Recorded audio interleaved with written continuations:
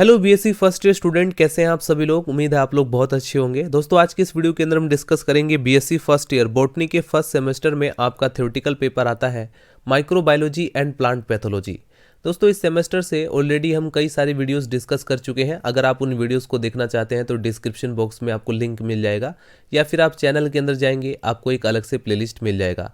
Recently हमने कई सारे एल्गी की लाइफ साइकिल को कवर किया, जिसमें कारा एल्गी के लाइफ साइकिल के बारे में अभी तक हमने कम्प्लीटली डिस्कस नहीं किया है। इसके पार्ट 1 में अभी तक हमने कवर किया है क्लासिफिकेशन के बारे में, कारा एल्गी के स्ट्रक्चर के बारे में, उसके थैलस ऑर्गेनाइजेशन के बारे में, उसके वेजिटेटिव रिप्रोडक्शन के बारे में। आज हम डिस्कस करें कारा एल्गी का पार्ट 2, जो कि मोस्ट इंपॉर्टेंट टॉपिक है। कई सारे स्टूडेंट ने रिक्वेस्ट भी किया था कि सर कारा एल्गी का पार्ट 2 लेकर आइए, क्योंकि ये मोस्ट इंपॉर्टेंट है हमारे एग्जाम पेपर के पॉइंट ऑफ व्यू से। तो आज हम स्पेशली डिस्कस करेंगे कारा एल्गी के सेक्सुअल रिप्रोडक्शन के बारे में। एग्जाम पेपर में हर साल लॉन्ग क्वेश्चन में रिपीट होता है, डिस्क्राइब द लाइफ साइकिल या describe the sexual reproduction of कारा एल्गी। तो आप लोगों को कैसे इसको एक्सप्लेन करना होगा वो मैं सबसे पहले इस वीडियो के अंदर बता देता हूं। अगर ये लॉन्ग क्वेश्चन में 7.5 नंबर या 10 नंबर में आपसे पूछा जाए तो सबसे पहले आपको लिखना होगा सेक्सुअल रिप्रोडक्शन के अंदर इंट्रोडक्शन में आप लोग बताएंगे कि कारा एल्गी का में जो सेक्सुअल रिप्रोडक्शन होता है वो किस प्रकार से होता है, सेक्स ऑर्गन्स कौन कौन से होते हैं, उनकी स्ट्रक्चर के बारे में। उसके बाद आप लोग इसके मेल और फीमेल सेक्स ऑर्गन्स की स्ट्रक्चर और उसके डेवलपमेंट के बारे में बताएंगे, जिसमें 2 इंपॉर्टेंट डायग्राम आपके कवर होंगे, वो मैं आपको दिखा देता हूं। ये है इसमें मेल रिप्रोडक्टिव ऑर्गन्स का डायग्राम, उसका डेवलपमेंट, राइट। ये जो है ये फीमेल सेक्स ऑर्गन्स का कैसे डेवलपमेंट होता है उसका डायग्राम है।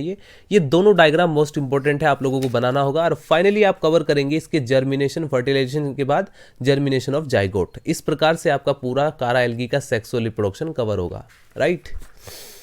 सो गाइज, बीएससी के कॉन्सेप्ट को अगर आप हिंदी में समझना चाहते हैं तो आप इस चैनल से जुड़ सकते हैं। चलिए वीडियो को स्टार्ट करते हैं। हेडिंग डाल लीजिए इंट्रोडक्शन। कारा में सेक्सुअल रिप्रोडक्शन जो होता है वो ओगैमस टाइप का होता है, यानी इसमें डेफिनिट एक स्पेशल सेक्स ऑर्गन्स होते हैं। इसमें मेल और फीमेल सेक्स ऑर्गन्स जो होते हैं वो डिफरेंट होते हैं, स्पेशलाइज्ड होते हैं, ठीक है, पूरी तरह से विकसित होते हैं, वेल डेवलप होते हैं, स्पेशलाइज्ड होते हैं। सेक्स ऑर्गन्स के द्वारा इसमें सेक्सुअल रिप्रोडक्शन होता है। इसमें जो मेल सेक्स ऑर्गन्स होता है उसे हम ग्लोब्यूल कहते हैं, और जो फीमेल सेक्स ऑर्गन्स होता है उसे हम न्यूक्यूल कहते हैं। कारा की जो मोस्टली स्पीसीज होती है उभयलिंगाश्री जातियों में ब्रांचेस शाखा की पर्व संधि यानी नोड्स पर निक्यूल तथा ग्लोब्यूल के ऊपर स्थित होता है, राइट। वो मैं यहाँ पर आपको दिखा देता हूँ। ये देख रहे हैं, ये जो ग्लोब्यूल होता है इसके ऊपर आपको दिखाई देगा निक्यूल, जो कि एक फीमेल सेक्स ऑर्गन्स है, राइट। और जो ग्लोब्यूल होता है ये एक मेल सेक्स ऑर्गन्स है। तो इस प्रकार से इसकी स्ट्रक्चर है। इनकी पोजीशन दिखाई गई है कि कौन सा कहाँ पर किस पोजीशन पर प्रेजेंट रहते हैं, राइट। अब आप लोग सबसे पहले हेडिंग डाल लीजिए मेल रिप्रोडक्टिव ऑर्गन्स की स्ट्रक्चर कैसे होती है, फिर उसके बाद हम इसके डेवलपमेंट के बारे में भी डिस्कस करेंगे। तो स्ट्रक्चर में अगर आप ध्यान से देखें इसके मेल और रिप्रोडक्टिव ऑर्गन्स के बारे में, ये देखो, ये है इसका बाहरी से अगर आप ध्यान से देखेंगे नेकेड आइज से भी आपको दिख जाएगा। अगर आप कारा के मेल सेक्स ऑर्गन्स या फीमेल सेक्स ऑर्गन्स का डायग्राम देखना चाहते हैं तो प्रैक्टिकली आपको नेकेड आइज से भी दिख जाएगा, आपको माइक्रोस्कोप की मदद के बिना ही भी आप इसको देख सकते हैं, राइट। हेडिंग डाल लीजिए स्ट्रक्चर। मेल रिप्रोडक्टिव ऑर्गन्स जो होता है जिसे हम एंथ्रीडियम कहते हैं या ग्लोब्यूल्स कहते हैं, ये रेड कलर का और ब्राउन से कलर का होता है तथा शाखाओं की पर्व संधियों पर नीचे की ओर गोल आकार यानी स्फेरिकल स्ट्रक्चर के रूप में स्थित होता है। प्रत्येक ग्लोब्यूल में एक वृंत कोशिका यानी एक पेडिसल सेल, 8 इसमें होती हैं शील्ड सेल्स और 8 इसमें मेनुब्रियम सेल्स होती हैं और 8 इसमें कैपिटलम सेल्स होती हैं। सील्ड सेल्स की बाह्य प्रवासी कोशिकीय सीडो सेलुलर होती है और सील्ड सेल्स के सेंटर में एक छड़ के समान एक रोड लाइक मेनुब्रियल सेल निकलती है, जिसमें डिस्टल सिरे पर एक या अनेक कैपिटलम सेल्स होते हैं। प्रत्येक कैपिटलम सेल से स्पर्मेटोजिनस फिलामेंट्स अथवा एंथ्रीडियल फिलामेंट्स विकसित होते हैं। इन स्पर्मेटोजेनियस फिलामेंट्स के प्रत्येक सेगमेंट में एक सर्पिल कुंडलित एक स्पाइरली कोइल्ड बाइफ्लैजिलेट एंथ्रोजोइड्स होता है। अब हम इसके डेवलपमेंट के बारे में बात करते हैं, जो कि एक मोस्ट इंपॉर्टेंट टॉपिक रहता है इसका डेवलपमेंट। सो गाइज, अब आप लोग हेडिंग डाल लीजिए development of male sex organs. कारा में जो मेल सेक्स ऑर्गन्स होता है वो ग्लोब्यूल होता है, जैसे कि हमें पता है। तो ग्लोब्यूल निश्चित वृद्धि वाली शाखाओं, लिमिटेड ग्रोथ वाली जो ब्रांचेस होती हैं उनके एक्सिल में उत्पन्न होता है। ग्लोब्यूल के परिवर्तन के समय निश्चित वृद्धि वाली जो शाखाएं हैं अर्थात पत्ती के एडेक्सियल सरफेस पर एक सुपरफिशियल नोडल सेल जन्म लेता है।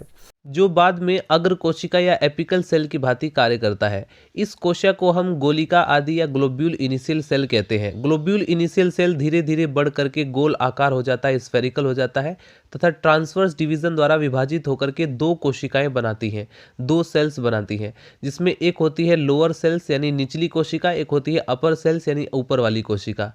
इसमें जो निचली कोशिका जो लोअर सेल्स होती है वो ग्लोब्यूल के पेडिसल का निर्माण करती है और जो अपर सेल्स होती है वो इसके स्फेरिकल गोल आकार हो जाती है तथा इसमें ट्रांसवर्स डिवीजन और वर्टिकल डिवीजन्स के फलस्वरूप यानी उसके बाद क्या होता है कि 8 कोशिकाओं का एक ग्रुप बन जाता है, जिसे ऑक्टेंट के प्रत्येक कोशिका पेरिक्लाइनल डिवीजन के फलस्वरूप दो दो कोशिकाओं में विभाजित हो जाती है। फिर एक पेरिक्लाइनल डिवीजन होता है जिसके फलस्वरूप ऑक्टेंट का प्रत्येक सेल 3 डॉटर सेल्स में विभाजित हो जाता है, डिवाइड हो जाता है। इस प्रकार पूर्ण अष्टक यानी ऑक्टेंट में टोटल 24 कोशिकाएं बन जाती है, जिसमें सबसे बाहर की ओर 8 कोशिकाएं जो होती है वो सील्ड सेल्स और मध्य की 8 कोशिकाएं जो होती है वो मैन्युबिरल सेल्स और सबसे भीतरी इनर जो होती है वो 8 कोशिकाएं कैपिटुलम सेल्स कहलाती हैं। बाह्य सील्ड सेल्स जो होती है वो कभी कभी सित सेल भी कहलाती है। ये परिरक्षक कोशिकाएं अन्य विभाजन के फलस्वरूप एक बहुकोशिकीय एक मल्टी सेलुलर स्ट्रक्चर बना लेते हैं। मैन्युब्रियम सेल्स रेडियल वृद्धि के फलस्वरूप रोड लाइक हो जाती है तथा कैपिटुलम सेल्स पुनः विभाजन यानी दोबारा से डिवीजन के फलस्वरूप सेकेंडरी व टर्सरी द्वितीयक व तृतीयक कोशिका कैपिटुलम सेल्स बनाती है। कैपिटुलम सेल से एंथ्रीडियल फिलामेंट्स उत्पन्न होते हैं और ये मल्टी सेलुलर स्ट्रक्चर होती हैं तथा इसमें सेल का न्यूक्लियस प्ररस एक स्पाइरली कोइल्ड बाइफ्लैजिलेट एंथ्रोजोइड्स को उत्पन्न करते हैं। मैच्योर ग्लोब्यूल में पोर बन जाता है, एक छिद्र बन जाता है और इसी छिद्र द्वारा, इसी पोर के द्वारा एंथ्रोजोइड्स फ्री होते हैं और एक ग्लोब्यूल में एंथ्रोजोइड्स की जो संख्या है वो 20,000 से 50,000 तक होती है। इसके बाद गाइज आप लोग ग्लोब्यूल के डेवलपमेंट का डायग्राम शो करेंगे, किस प्रकार से इसमें डेवलपमेंट होता है। जैसे कि आप यहाँ पर देखेंगे एंथ्रीडियल इनिशियल सेल है ये, इसमें डिवीजन होता है, डिवीजन के बाद एंथ्रीडियल मदर सेल्स और पेडिसल सेल में कन्वर्ट हो जाता है, फिर इसमें ऑक्टेट स्टेज आती है, फिर इसमें 8 आउटर सेल, 8 इनर सेल, इसमें सारी सेल्स का डेवलपमेंट होता है। फिर उसके बाद ये जो आप डायग्राम देख रहे हैं इसमें आप क्लियरली देख सकते हैं ये इसमें सील्ड सेल बन चुका है, इसमें मैन्युब्रियम का डेवलपमेंट हो चुका है, इसमें एंथ्रीडियल फिलामेंट्स बन चुके हैं, राइट। फिर हमारा जो फाइनली अल्टीमेट गोल होता है वो है एंथ्रोजोइड्स। मेल रिप्रोडक्टिव ऑर्गन से हमारा जो मेन गोल होता है अचीव करना वो है एंथ्रोजोइड्स, क्योंकि एंथ्रोजोइड से ही इसमें फर्टिलाइजेशन का प्रोसेस होता है। ये इसमें फ्लैजेला होता है जिसकी मदद से ये स्विमिंग करता है। एंड यहाँ पर ये जो आप डायग्राम देख रहे हैं ये नीचे की तरफ ग्लोब्यूल्स है, इसी के अंदर हमारे एंथ्रोजोइड्स होते हैं और ये ऊपर आपको दिखाई दे रहे होंगे female reproductive organs nucule, right. तो ये नोड्स पर ही लगे रहते हैं। ये है इसमें नोड सेल्स आपको दिखाई दे रही होगी यहाँ पर। तो ये डायग्राम काफ़ी ज़्यादा मोस्ट इंपॉर्टेंट है, एग्जाम पेपर में आपको यही शो अप करना पड़ता है। ये है कारा structure and development of globule. अब आप लोग हेडिंग डाल लीजिए डेवलपमेंट ऑफ न्यूक्यूल। जो फीमेल रिप्रोडक्टिव ऑर्गन्स है उसका डेवलपमेंट कैसे होता है इसके बारे में मैं डिस्कस करने वाला हूँ। हेडिंग डाल लीजिए न्यूक्यूल। न्यूक्यूल को हम ओगोनियम भी बोलते हैं। ओगोनियम कारा का फीमेल सेक्स ऑर्गन्स होता है जो कि छोटी सी एक स्टॉक्ड स्ट्रक्चर होती है और ये लिमिटेड ग्रोथ वाली जो ब्रांच है उसके नोड्स पर ग्लोब्यूल के जस्ट ऊपर की तरफ पाई जाती है, जैसा कि हमने यहाँ पर डायग्राम में भी देखा था। ये हमारा ग्लोब्यूल होता है जो कि मेल सेक्स ऑर्गन्स है और ये है फीमेल सेक्स ऑर्गन न्यूक्यूल।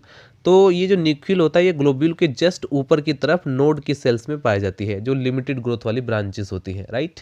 आकृति अगर आप इसकी शेप देखें तो ये ओवल शेप की होती है और इसके शिखर पर अपेक्स पर 5 कोशिकाओं का 5 सेल्स का एक ग्रुप होता है, एक समूह होता है जिसे हम कीरीट या कोरोना कहते हैं। अंडधानी का जो निचला भाग होता है वो ट्यूबुलर सेल्स का बना होता है जो कि एक स्पाइरल ट्विस्टिंग प्रदर्शित करते हैं और ये ओगोनियम के भीतर का जो अंडा होता है उसको सुरक्षित रखता है, उसको प्रोटेक्ट करता है। न्यूक्यूल और ओगोनियम सीमित वृद्धि वाली यानी लिमिटेड ग्रोथ वाली नोड पर एडेक्सियल साइड से ग्लोब्यूल के ऊपर एक ओगोलियल इनिशियल सेल से उत्पन्न होती है। यह न्यूक्यूल इनिशियल सेल से उत्पन्न होती है तथा फिर 2 ट्रांसवर्स डिवीजन द्वारा 3 कोशिकाओं में विभक्त हो जाता है। इन 3 कोशिकाओं में अग्र कोशिका यानी टर्मिनल सेल अंडधानी जनक कोशिका यानी ओगोनियल मदर सेल्स कहलाता है। मध्य की कोशिकाएं 5 परिधेयी कोशिकाओं का निर्माण करती हैं जो बाद में ट्यूबुलर व कोरोना कोशिकाएं बनाती हैं तथा सबसे नीचे वाली कोशिका व्रंत कोशिका या पेडिसल सेल बनाती है और पेरिफेरल सेल्स ट्रांसवर्स डिवीजन द्वारा 5 ट्यूब्यूल सेल्स तथा कोरोना कोशिकाओं को जन्म देती है। यहाँ पर आप देख सकते हैं डायग्राम, ये जो आप डायग्राम ध्यान से देखेंगे ये है इसमें न्यूक्लियल इनिशियल सेल्स और इसके बाद इसमें डिवीज़न होता है जिससे उगोनियल सेल्स और न्यूक्लियल सेल्स बनती है और नीचे पेडिसल। फिर उसके बाद इसी प्रकार से जैसे जैसे आप लोग डायग्राम डी की तरफ बढ़ेंगे इसमें डेवलपमेंट व डिवीज़न होता रहता है जिसमें कोरोना व ट्यूब सेल्स भी बनती है। एंड फाइनली आप इसका जो डायग्राम देख रहे हैं ये है Chara and development of nucule and oogonium, जिसमें सेंटर में आप ध्यान से देखेंगे तो उसमें एक न्यूक्लियस बनता है। अब यहीं से एंथ्रोजोइड्स जो है यहाँ पर एंटर करता है और इस प्रकार से इसके एग और एंथ्रोजोइड्स का फ्यूजन होता है, तब जाकर के जाइगोट बनता है। सो गाइस, कारा एल्गी में मेल और फीमेल सेक्स ऑर्गन्स के डेवलपमेंट को डिस्कस करने के बाद अब हम डिस्कस करते हैं इसमें निषेचन के बारे में, फर्टिलाइजेशन के बारे में। कारा के मेल और फीमेल सेक्स ऑर्गन्स के बीच फर्टिलाइजेशन का प्रोसेस कैसे होता है उसके बारे में अब हम डिस्कस करेंगे। हेडिंग डाल लीजिए फर्टिलाइजेशन। उगोनियम और निक्यूल के मैच्योर होने पर जो ट्यूब सेल्स एक दूसरे से पृथक हो जाती हैं, सेपरेट हो जाती हैं, जिसके फलस्वरूप 5 रेखा स्लिट्स बन जाती हैं और इसके उगोनियम के शिखर से एक जिलेटिन नामक एक पदार्थ जो होता है वो रिसने लगता है।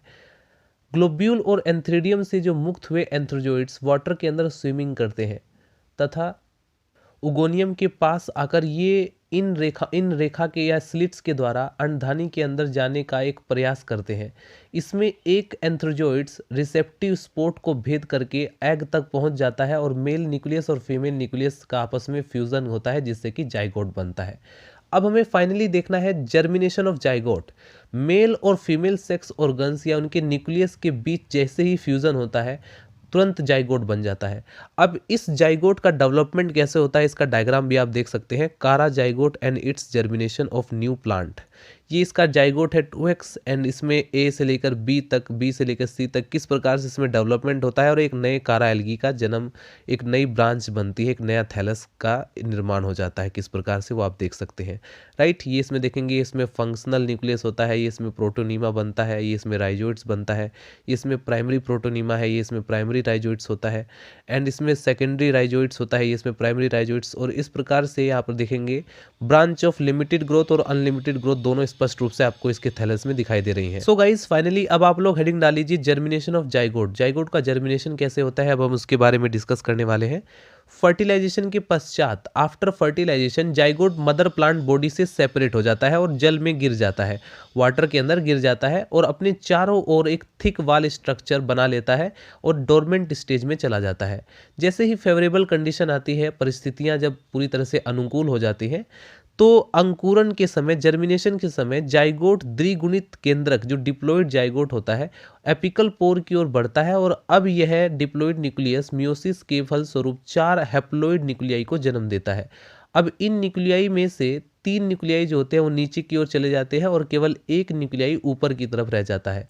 यह नाभिक यानी यह न्यूक्लियस दूसरे 3 न्यूक्लियस के एक ट्रांसफर सेप्टन से अलग हो जाता है। नीचे 3 न्यूक्लियस जो होते हैं वो धीरे धीरे डैमेज हो जाने लगते हैं, राइट, वो डीजनरेट हो जाते हैं। अग्र न्यूक्लियस यानी आगे वाला जो न्यूक्लियस होता है वो लॉन्गिट्यूडिनल डिवीजन के द्वारा विभाजित होकर के राइजोइडल सेल्स और प्रोटोनीमल सेल्स बनाती है तथा प्रोटोनीमल सेल्स में से एक फिलामेंटस स्ट्रक्चर निकलती है और इसमें इंटरनोड और नोड बनती है, राइट। इसी से बनता है इंटरनोड और नोड्स।